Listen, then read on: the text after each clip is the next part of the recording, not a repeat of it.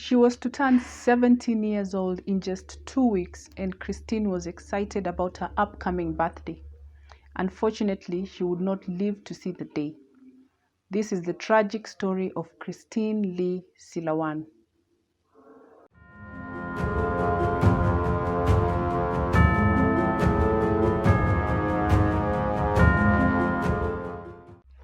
Hi friends, welcome to the Ayira Faith channel. I am Ayira, and if you're new here, I do post true crime stories every True Crime Tuesdays. So if that's your kind of vibe, please consider subscribing.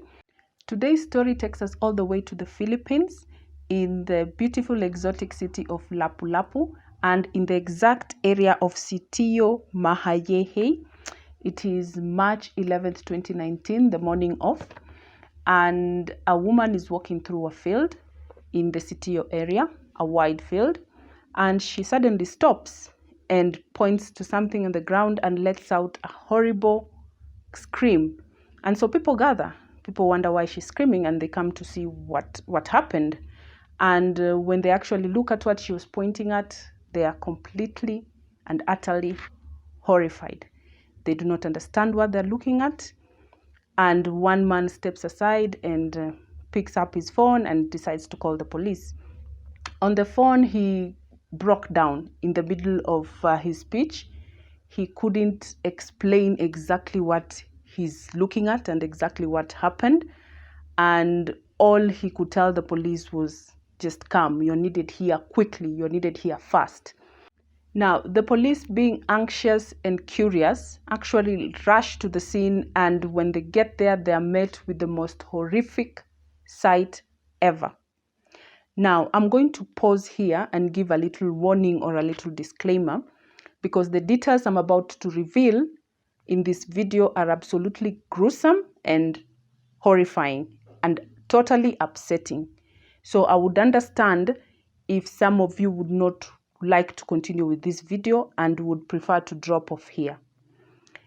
But if you would like to continue watching this video and find out exactly what happened, then viewer discretion is advised. So back to the story. The police get there and they see a young girl. She's lying in a fetal position on her left side. She's naked from the waist down, so it seems she was assaulted, she was raped. And they could see visible multiple stab wounds on her torso and even on her neck and face. And one of the most horrifying things that was revealed was that her trachea and her esophagus were missing. A huge chunk of the right side of her neck was missing. Her tongue was missing. And her right ear was also missing. She had also been peeled. Her face, the right side of her face was peeled off, and you could see the skull. So the right side was peeled off together with the scalp and the hair. All anyone could see was the scalp on the right side. So obviously this was the most horrific thing they have seen in a while. And the police pick the body and take it to the morgue. A few miles away, we meet Lee Silawan. She's anxiously looking for her daughter. The last time she had seen her was the previous day, which was on a Sunday. She had come to her mom and asked for permission to attend a 4 p.m. church service at the Sacred Heart of Christ Church in Pajak, which was in the city. And she was an usher and also a church collector, and her mom knew how important going to church and the service of God was to her, so gave her permission to go. The service was supposed to start at 4 p.m. and end at 6, so her daughter was supposed to be home by at least 6:30 p.m. But she was nowhere to be found. Lourdes has searched the entire night until around 1 a.m., but she couldn't find her daughter. So early the next morning, which was March 11th, she got up and went to the church and actually spoke to the minister there. And the minister actually confirmed that, yes, her daughter was in church. Yes, she did her ushering service and she left after Mass, which was at 6 p.m. The mom also checked the logbook and found that, yes, her daughter was present and she signed her name in the logbook when she got into the church at around 4:10 p.m. So as she keeps searching, she hears of a rumor of a young girl's body that was found in the CTO area just that morning. So she rushes to the police station, hoping and praying that this is not her daughter. The police take her to the morgue, and when she is confronted with the body, the first thing she sees is the top that her daughter was wearing when she left the house yesterday. That was on Sunday. It was burgundy in color, and in the moment she sees that top, she breaks down and starts crying. So she's encouraged to move closer. She does. And when she sees the face, she just drops to her knees and collapses.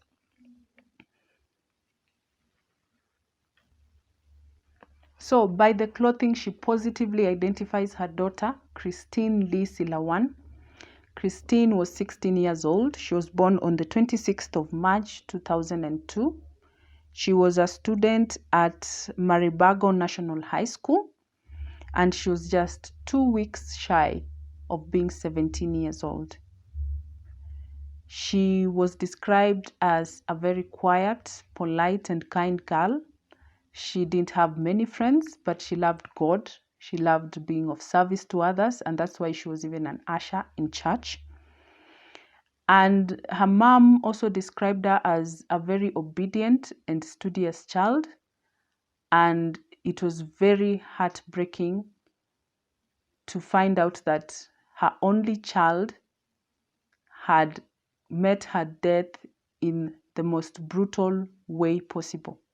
When the news broke out about this murder, there was public outcry, and everyone wanted these culprits found, arrested, and dealt with in the most brutal way possible, just as they did to this little girl.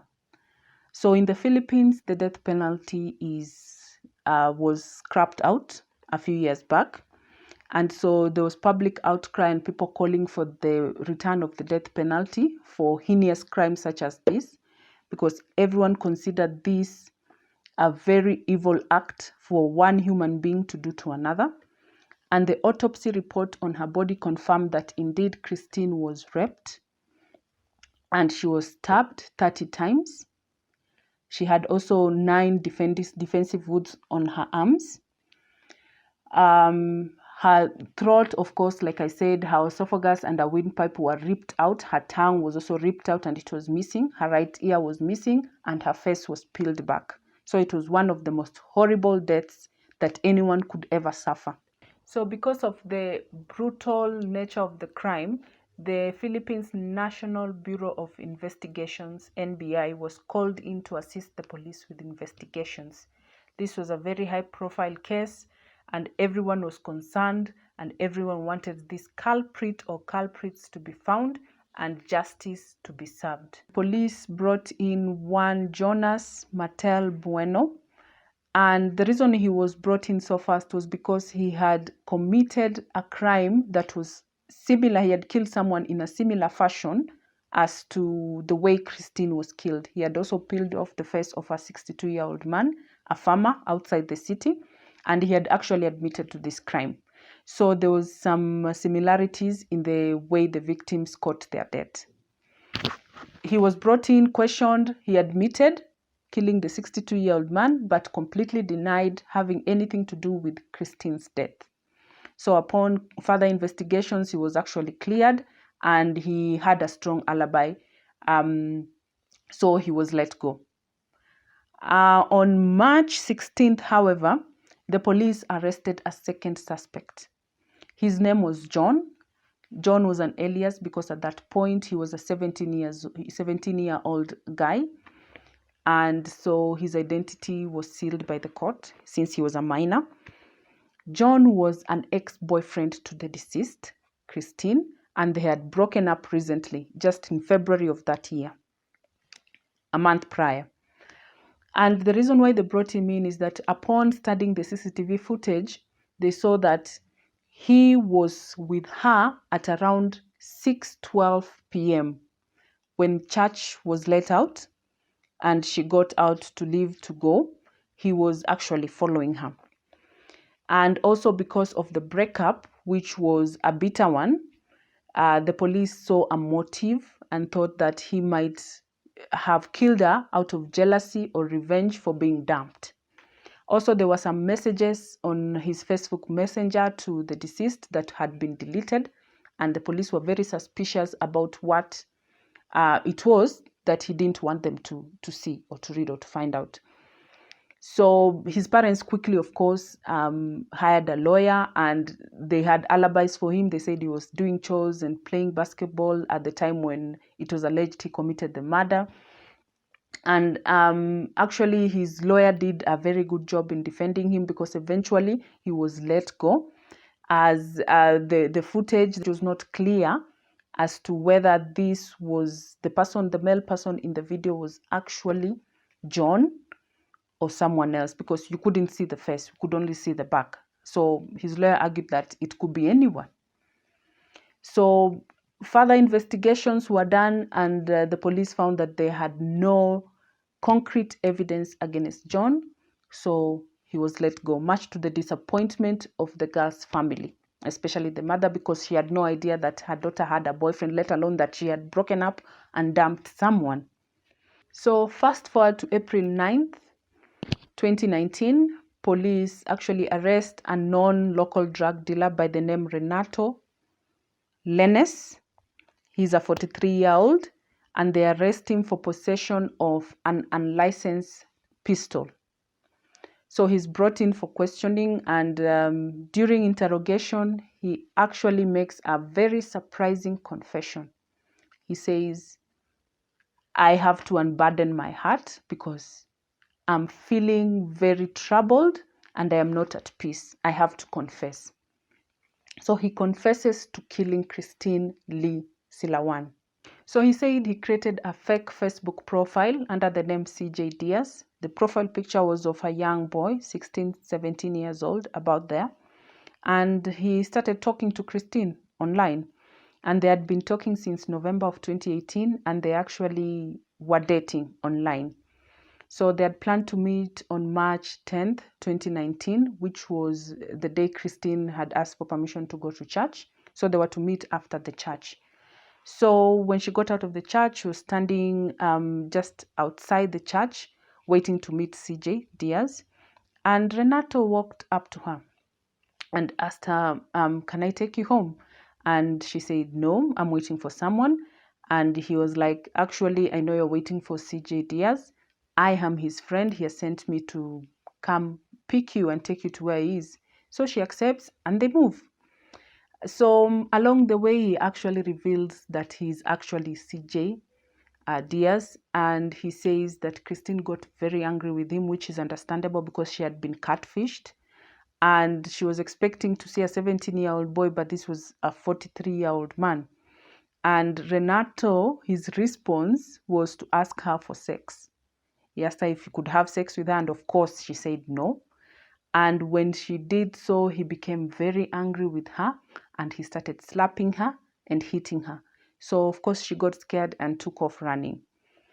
The CCTV footage of them walking at around 6:30, 33 p.m. is right here.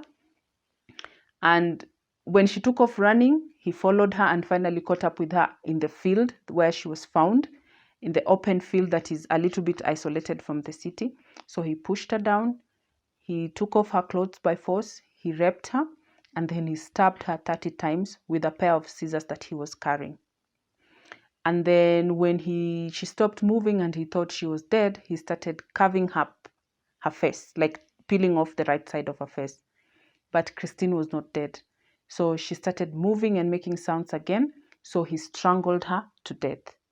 And then he finished cutting up her face, took the whole right side off, exposing the skull, cut off her ear, cut off a huge chunk of the right side of her neck, took out her esophagus, her windpipe, and her tongue, and then together with the scalp and the hair, took her bag and the pieces of flesh that he had taken from her and threw them in a bush like a few meters ahead, and then walked to a nearby well, washed himself up, washed the murder weapon, which was the pair of scissors, and then he left and went home like nothing happened.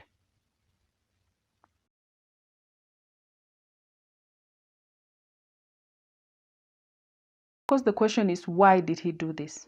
And he said, number one, he was under the influence of drugs. Number two, he was angry that she refused to sleep with him. She rejected him. And number three, he was also angry that he found out that she had an ex-boyfriend, which means she was not a virgin. So he said he was sorry. He confessed because his guilty conscience was killing him and he wanted peace of mind. The confession was made in front of the AG, the Attorney General, and also his counsel that was required to sit in when these kinds of confessions that are implicating a person are made. So of course, he was when this news broke out to the media that there's an individual, a 43-year-old man who is a father of 5, who is a non-drug dealer and a criminal that has confessed to the crime. Of course, people are calling for the death penalty, but unfortunately, this did not come to pass. As in May of 2020, Renato was found dead in his infirmary jail room. He was feeling a little sick when he was in jail, and then he was taken to hospital. But then it appears that he fashioned a hanging rope from bed sheets and he hanged himself. So he died in prison. Of course, needless to say, Christine's family felt cheated because they wanted him to actually pay for the crime. And also Christine's mother was not sure that he acted alone. She still had a feeling, or she still was insisting on the police arresting the ex-boyfriend, who was John Elias. She says Renato couldn't have acted alone. That sort of crime cannot be done by one person. And she also had questions about John and also about the CCTV footage. And she had actually refused to sign an affidavit that would enable the prosecution actually prosecute the case against Renato. But anyway, he died. He killed himself in prison. And finally, Christine was laid to rest. And the country of Philippines is still like reeling from the shock of this kind of crime, and there's still calls for the return of the death penalty, which still hasn't happened yet. But that is the story of Christine Lee Silawan, the very tragic and sad story of this sweet young girl who was taken too soon and in the most violent, evil, and brutal way possible. So if you've liked the video, please consider subscribing. I post true crime videos every True Crime Tuesdays, and I will see you in the next one. Bye-bye.